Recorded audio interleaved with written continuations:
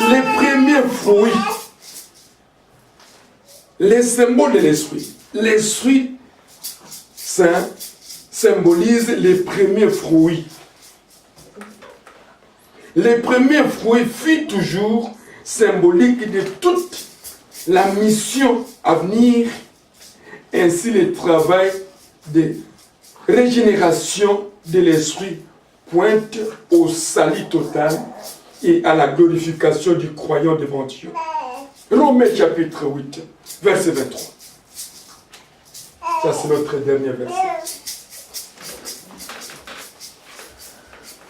Je le nom de Jésus. Amen. Et ce n'est pas elle seulement, mais nous aussi qui avons les prémices de l'Esprit. Nous aussi nous soupirons ou en nous-mêmes en attendant l'adoption, la rédemption de notre corps.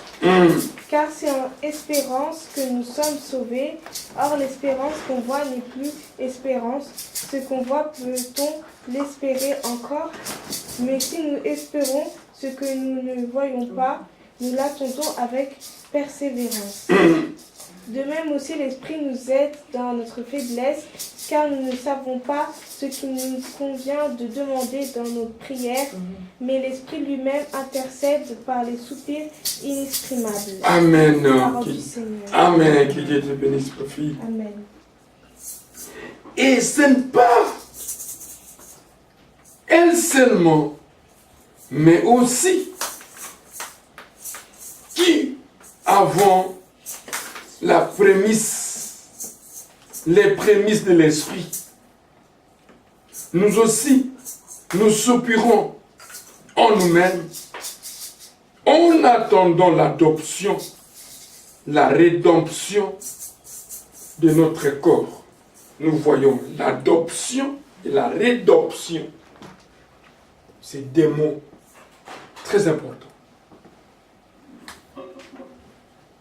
Dieu nous a adoptés par son esprit. L'Esprit Saint nous a adoptés parce que nous étions morts dans les péchés, dans les mal. Mais Dieu nous a adoptés par son esprit. Alléluia. Amen. Il nous a sauvés. Il nous a tirés. Il nous a affranchis. Il nous a libérés de la servitude, de la captivité.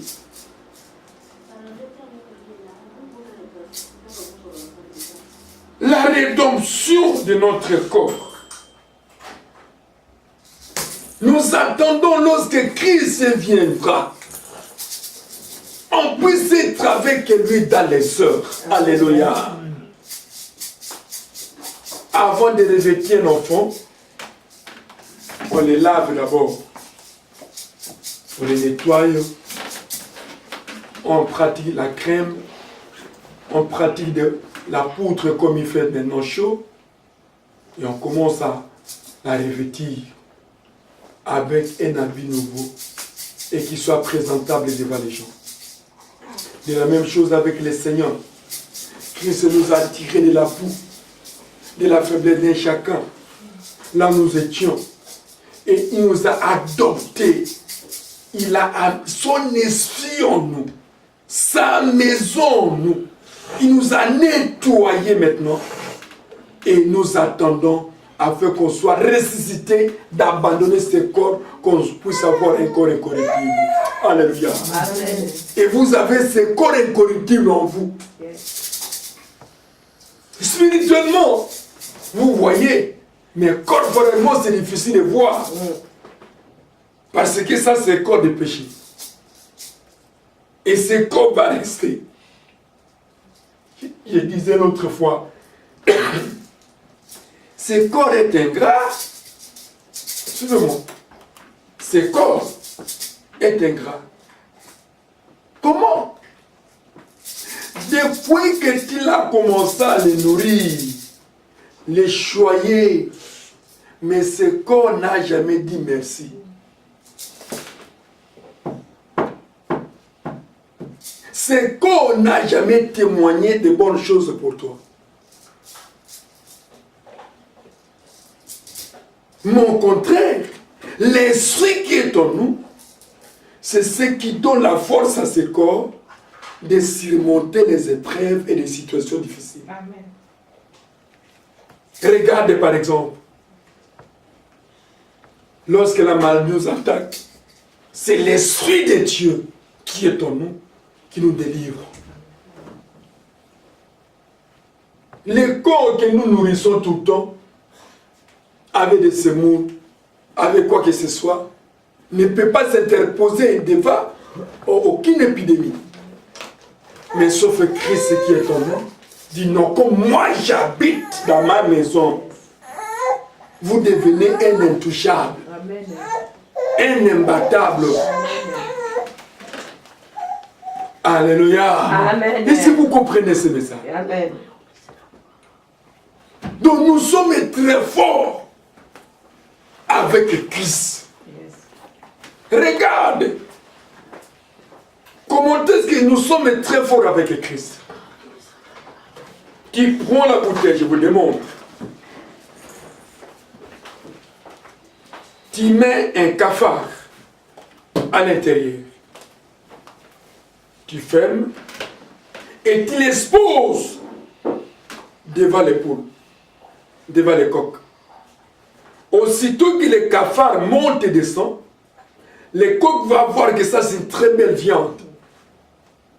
Et lorsqu'ils vont s'approcher, ils vont toucher leur bec où? Dans la bouteille.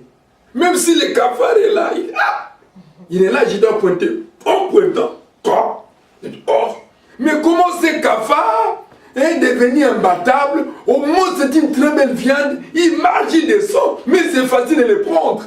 Mais ils n'ont pas le pouvoir, ils ont des difficultés parce qu'il y a un obstacle. Alléluia. Amen. De la même chose avec nous. Ces cafards ressemblent à nous les chrétiens. Nous sommes faibles, mais forts en Christ. Amen. Maintenant, nous sommes sous la sécurité de Dieu maintenant. Lorsque le diable vient à gauche, à droite, c'est difficile de pénétrer. Ah! Il est gardé par Dieu. Il est protégé par Dieu. Il est sécurisé par Dieu. Amen. Il peut nous regarder comme ça.